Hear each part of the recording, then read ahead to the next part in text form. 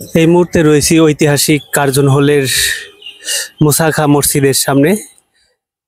এই মসজিদটি সেই প্রাচীনকালে নির্মাণ করা হয়। এই মসজিদের ঠিক পূর্ব পাশে, অপোজিট পাশে একেবারে খোলামেলা পরিবেশে অবহেলিতভাবে পড়ে রয়েছে মুসা খাঁর কবর।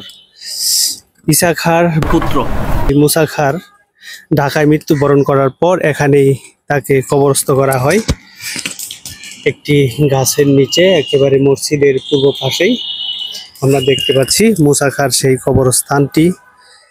এখানে কবরের পাশে রয়েছে একটি ছোট মাঠ। এটি কার্জন হল, যে আমরা রয়েছি কার্জন হলের ঠিক পাশে। এটি হচ্ছে সেই ঐতিহাসিক মুসা খাঁর কবর। উপরে একটু নাম খোদাই করে লেখা রয়েছে মুসা খাঁ। আমরা দেখতে পাচ্ছি সেই মুসা খাঁর কবর।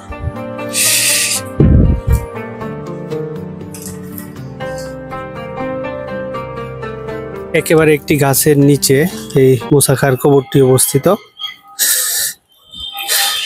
পাশেই মুসা খাঁর যে মসজিদটি, এই যে পুরাতন সেই মসজিদটি এখনো রয়েছে। এই মসজিদের নিচতলা অব্যবহৃত, একেবারেই অব্যবহৃত এই মসজিদটি দেখতে পাচ্ছি। একেবারেই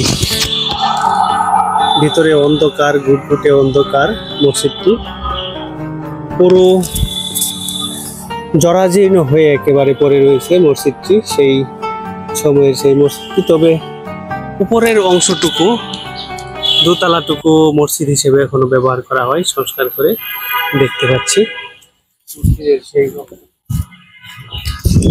আর এই পাশে নতুন কার্জন ভবন, তার উত্তর পাশে এই মুসা খাঁর কবরটি অবস্থিত। এই যে দেখতে পাচ্ছি একেবারে খোলামেলা পরিবেশে মুসা খাঁর কবরটি অবস্থিত কার্জন হলের ভেতরে। একেবারে মুসা খাঁ মসজিদের পাশেই এই মুসা খাঁ কবরটি অবস্থিত। এখানে এটা দেখতে পাচ্ছি মসজিদ।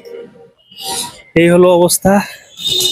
ঐতিহাসিক একটি নিদর্শন এভাবে অবহেলিতভাবে পড়ে রয়েছে। এটি সংস্কার করা প্রয়োজন। অনেকেই এটিকে সংস্কারের দাবি জানিয়েছেন শিক্ষার্থীরা, ঢাকা বিশ্ববিদ্যালয়ের অনেক শিক্ষার্থী।